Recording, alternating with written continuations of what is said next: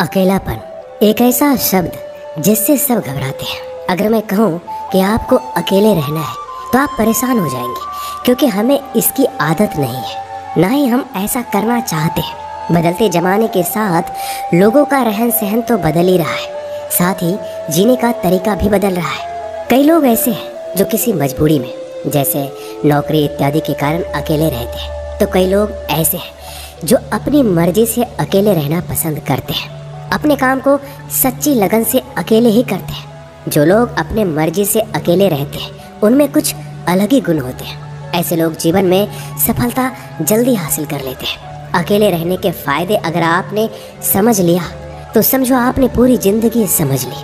अकेले रहना किसी के लिए वाकई आसान काम नहीं है। अकेले रहने का लेकिन ये भी मतलब नहीं है कि हम अपने घर परिवार मित्रों से दूर रहें। अकेले रहने की भी एक कला है जो आगे आपको इस कहानी में पता चलेगा। अकेले रहने का यहाँ मतलब है एकांत में रहकर अपने काम को, अपने सम्मान को, अपनी प्रतिष्ठा को, अपने अंदर झांकने की कला को, अपने उज्जवल भविष्य को आप कैसे आगे बढ़ा सकते हैं उसके बारे में जानना। हम अकेले रहने के उन 7 अमूल्य गुणों के बारे में भी जानेंगे इस कहानी के माध्यम से। एक व्यक्ति एक गुरु के पास आया और बोला, गुरुदेव मेरे दुख का कारण क्या है? गुरु बहुत ही बड़े आत्मज्ञानी व्यक्ति थे। गुरु ने कहा, अपने आप को चीजों से चिपका लेना, चीजों को पकड़ लेना और उन चीजों के प्रति आसक्त होकर उसके पीछे भागना ही तुम्हारे दुख का कारण है। उस व्यक्ति ने गुरु को धन्यवाद किया और कहा, गुरुदेव आपने तो मेरी समस्या का समाधान कर दिया। मैं इतने दिनों से अपनी समस्या का समाधान चाहता था। आपका धन्यवाद गुरुदेव। यह कहकर वह व्यक्ति वहां से जाने लगा। गुरु ने कहा, पूरी बात तो सुन लो। उस व्यक्ति ने कहा, नहीं गुरुदेव, आपका इशारा मिल गया, बस वही काफ़ी है और समझदार को इशारा ही काफ़ी होता है। 1 महीने के बाद वह व्यक्ति फिर से गुरु के पास आया। इस बार उस व्यक्ति का हाल बहुत ही बुरा था। वो बहुत ही दुखी था और सीधे गुरु के चरणों में गिर गया और कहा, गुरुदेव आपने जो कहा था मैंने वैसा ही किया, पर मुझे सुख नहीं मिला, मुझे तो और दुख मिल रहा है। गुरु ने उस व्यक्ति से पूछा, तुमने ऐसा क्या किया? व्यक्ति ने कहा, मुझे अपने परिवार वालों से, मित्र रिश्तेदारों से दुख मिल रहा था। मैंने उसे छोड़ दिया और छोड़कर चला गया। 2-4 दिन तो मुझे अच्छा लगा, पर धीरे धीरे मुझे उनकी याद आने लगी। अपने माता पिता, अपनी पत्नी, अपने बच्चे याद आने लगे। रिश्तेदार, यहाँ तक कि अपने शत्रु भी मुझे याद आने लगे। इतना दुखी तो मैं उनके पास रहकर भी नहीं था जितना मैं उनसे दूर होकर हो गया हूँ। इसलिए आज मैं वापस घर जाने के लिए निकला था और आपके पास आ पहुँचा। आपने मुझे इतनी गलत सलाह क्यों दी गुरुदेव? गुरु मुस्कुराए और गुरु ने कहा, तुम परिवार को छोड़कर भागे, मित्रों, रिश्तेदारों, यहाँ तक कि शत्रुओं को भी छोड़कर भागे, पर यह तुम्हारी गलतफहमी थी कि तुम छोड़कर भाग रहे हो। वास्तव में तो तुम उन्हें लेकर भाग रहे थे। व्यक्ति ने कहा, पर गुरुदेव मैं तो किसी को अपने साथ नहीं लाया। गुरु ने कहा, जो चीज़ हमें दुख देती है वह कहीं बाहर नहीं होती, यहाँ तक कि जो हमें सुख देती है वह भी बाहर नहीं होती। यह सब परिवार वाले, रिश्तेदार, मित्र, शत्रु, ये सब कहाँ बसते हैं? यह सब हमारे मन में बसते हैं। और जब तुम भागे तो तुम अपने मन को साथ लेकर भागे, और तुम्हारे मन में यह सब तुम्हारे साथ भाग रहे थे, तो तुम इनसे कहीं दूर गए ही नहीं। जब जो चीज़ें मन में बसी हो और वह आसपास हो वह हमें बहुत लगता है, पर वह बहुत कम होता है। और जब हम इन चीज़ों से दूर हो जाते हैं, यानी छोड़कर भाग जाते हैं, तब मन उन चीज़ों को पाने के लिए फिर से प्रयास करने लगता है और तब यह चीज़ें बहुत ज़्यादा दुख देती है, जैसा तुम्हें हो रहा है। व्यक्ति ने कहा, तो गुरुदेव मैं क्या करूं? चीज़ों के साथ रहूं तो दुख, चीज़ों को छोड़कर जाऊं तो दुख। क्या मैंने सिर्फ दुख उठाने के लिए ही जन्म लिया है? गुरु जोर से हंसे और कहा, यह बात बिल्कुल सत्य है।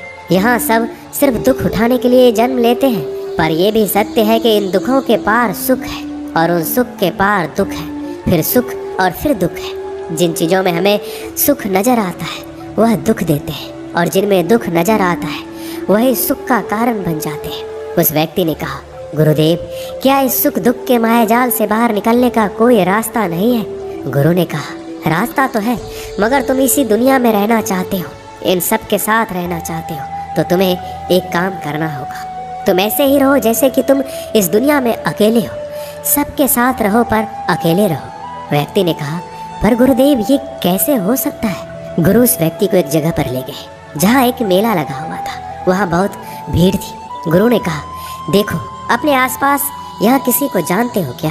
व्यक्ति ने कहा, नहीं, यहाँ तो कोई भी मेरी जान पहचान का नहीं है। गुरु ने कहा, क्या तुम यहाँ अकेले हो? व्यक्ति बोला, हाँ गुरुदेव, बिल्कुल अकेला हूँ। गुरु ने कहा, नहीं, तुम्हारे मन में कुछ चल रहा है, तुम अकेले नहीं हो। व्यक्ति ने कहा, हाँ, मैं जल्द से जल्द अपने घर जाना चाहता हूँ, अपने पत्नी से, अपने बच्चों से, अपने माता पिता से मिलना चाहता हूँ, अपने मित्रों से मिलना चाहता हूँ, वही मेरे मन में चल रहा है। गुरु ने कहा, अब यह सब भूल कर आंखें बंद कर लो और अपना ध्यान यहाँ होने वाली आवाज़ों पर लगा दो। व्यक्ति ने ऐसा ही किया और जैसे ही उसने अपनी आंखें बंद की और सारा ध्यान वहाँ हो रही आवाज़ों पर लगा दिया, उसे एक अकेलापन, एकांत महसूस हुआ। उसे लगा कि वह इतनी बड़ी भीड़ में भी अकेला है। सभी आवाज़ों के ऊपर ध्यान लगाने के कारण किसी आवाज़ का कोई महत्व नहीं था, बस आवाज़ें थी और वह था। उसने अपनी आंखें खोली और कहा, गुरुदेव, यहाँ तो मैं बिल्कुल अकेला हूँ, सब है पर कुछ नहीं है। गुरु ने कहा, बस इसी तरह अकेले होना है, तुम रहो सबके साथ भीतर से, लेकिन अकेले रहो। साथ में सब हो पर मन में कोई ना हो। जिसने इस तरह से अकेले जीना सीख लिया, उसे कभी जीवन में दुख नहीं होगा, उसे चीजें दुख नहीं देगी, वह हर चीज में आनंद की प्राप्ति कर सकता है। गुरु ने आगे कहा, महान सफलताएं अकेलेपन से ही शुरू होती है। अकेलापन ही हमें उनसे मिलाता है। अपने अकेलेपन को नकारात्मक मत समझना, बल्कि उसे एकांत समझकर खुद को जानने का प्रयास करो।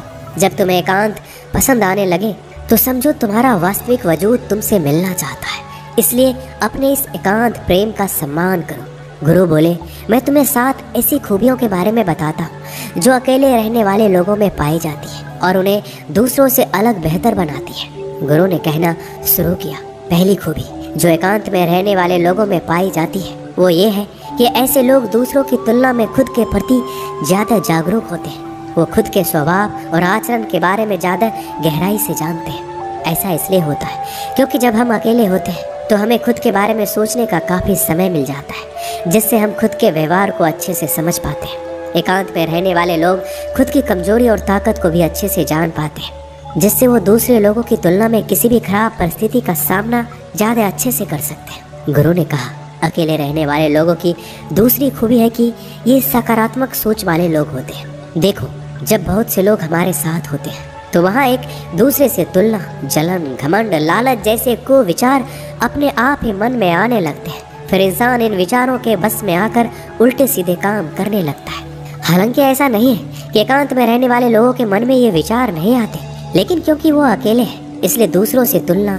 जलन, घमंड जैसे विचार उनके मन में दूसरों की तुलना में थोड़ा कम आते हैं। साथ ही अकेले रहने की वजह से उन्हें खुद के बारे में सोचने का ज़्यादा समय मिलता है, जिससे वो अपने नकारात्मक विचारों को पहचान कर उन्हें कम कर सकते हैं, जिसके कारण ऐसे एकांत में रहने वाले लोग ज़्यादा सकारात्मक होते हैं। अकेले रहने वाले लोगों की तीसरी खासियत ये है कि ये लोग ज़्यादा अनुशासित और आत्मनिर्भर होते हैं, क्योंकि अकेले रहने वाले लोगों को अपने ज़्यादातर काम खुद से ही करने पड़ते हैं, इसलिए ये दूसरों की तुलना में ज़्यादा आत्मनिर्भर होते हैं। साथ ही ऐसे लोगों को दूसरों का काम भी पसंद नहीं आता, ये अपना काम खुद करने पर ही भरोसा करते हैं। साथ ही ये लोग कोशिश भी करते हैं कि दूसरों से कम सहायता लेनी पड़े, पर क्योंकि ऐसे लोग आत्मनिर्भर और अपने काम को लेकर स्पष्ट होते हैं, ऐसे लोग अनुशासित भी होते हैं। ये लोग अपने समय की कद्र करते हैं और दूसरों का भी समय बर्बाद नहीं करते।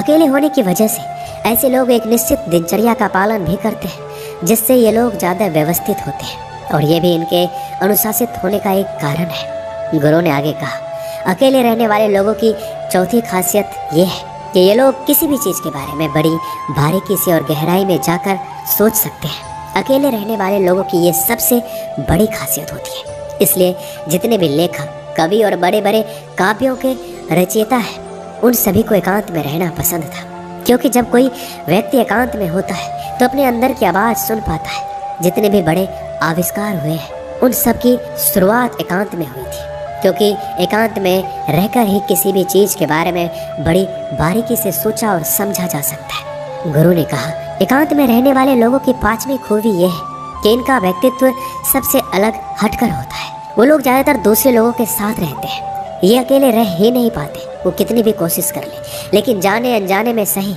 लेकिन दूसरे के व्यक्तित्व का कुछ हिस्सा उनके अंदर आ ही जाता है। दूसरों की आदतें, दूसरों के विचार उनके अंदर प्रवेश कर ही जाते हैं, जिससे उनके व्यक्तित्व में वो अनूठापन, वो निरालापन नहीं आ पाता। उनका व्यक्तित्व कई सारे लोगों के साथ व्यक्तित्व का मिश्रण होता है, पर क्योंकि एकांत में रहने वाले लोग अपना ज़्यादातर समय अपने साथ बिताते हैं, इसलिए ये दूसरों की बातें और विचारों से बहुत ही कम प्रभावित होते हैं। इनके अपने जीवन को जीने के खुद बनाए नियम और कायदे होते हैं, जिनका ये पालन करते हैं। ये किसी से भी आसानी से प्रभावित नहीं होते, इसलिए ऐसे लोगों की शख्सियत सबसे हटकर सबसे अलग होती है। इसलिए इनके व्यवहार में एक अलग ही निरालापन होता है, जो किसी दूसरे व्यक्ति को भी पसंद आ सकता है और नहीं भी। गुरु बोले, छठी खासियत जो एकांत में रहने वाले लोगों में होती है, ज़्यादा लोगों से अपने संबंध नहीं बनाते, लेकिन यह जितने भी लोगों से संबंध बनाते हैं सच्चे दिल से बनाते हैं। ऐसे लोगों के बहुत ही कम दोस्त होते हैं, लेकिन जितने भी होते हैं ये उनसे अपनी दोस्ती पूरी ईमानदारी से निभाने की कोशिश करते हैं। अक्सर लोगों को ये लगता है कि एकांत में रहने वाले लोग बहुत कम बात करते हैं, लेकिन उनसे पूछिए जिनसे ये दिल से जुड़े होते हैं, उनसे ये कितनी बातें करते हैं। वैसे लोग इन्हें अपना मान लेते हैं और वो इनके सामने अपने पूरे दिल की बात रख देते हैं। अकेले रहने वाले लोग बहुत ही कम लोगों के साथ संबंध रखते हैं, लेकिन ज़रूरत पड़ने पर वो अपनी तरफ से पूरी मदद करने के लिए तैयार रहते हैं। इसलिए इनके रिश्ते कम लोगों से तो होते हैं, लेकिन जिनके साथ भी होते हैं बहुत मजबूत होते हैं।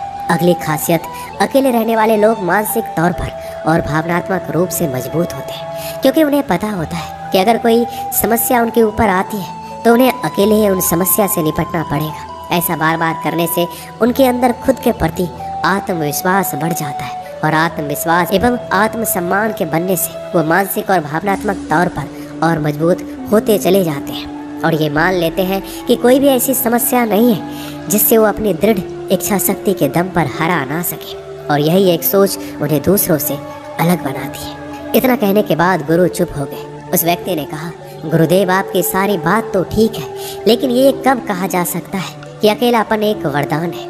ये सुनकर गुरु ने कहा, अकेलापन हमेशा से ही एक वरदान रहा है, अगर हम उस समस्या को पूरी सकारात्मकता के साथ उपयोग कर पाए तो।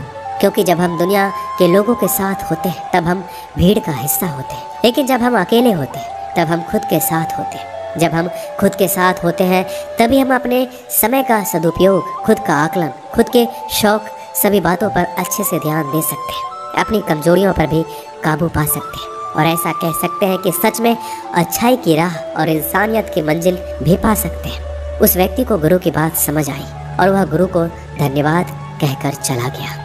जिन चीज़ों को हम पाना चाहते हैं वह तब तक हमें दुख देती है जब तक कि हम उसे पा ना लें। जब हम उसे पा लेते हैं तब वह फिर से हमें दुख देती है कि वह कहीं हमसे छूट ना जाए, और जब वह हमसे छूट जाती है तो फिर से हमें दुख देती है। उसके जाने का दुख तो बहुत गहरा होता है। जीवन भर हम एक चीज़ को पकड़ते हैं, फिर दूसरी चीज़ को पकड़ते हैं, तीसरी चीज़ को पकड़ते हैं, और पीछे की चीज़ों को विदा करते रहते हैं। इसी तरह हम सुख पकड़ते हुए दुख को पकड़ते चलते हैं। पर जिस व्यक्ति ने अकेले रहना सीख लिया, वह परिवार में, समाज में सब कुछ करते हुए आनंद की प्राप्ति करते हैं। सारे कार्यों को पूरा करते हुए सुख से जीता है, आनंद से जीता है। दोस्तों, इस वीडियो में बस इतना ही। मिलते हैं अगले वीडियो में। अपना ख्याल रखिएगा। धन्यवाद।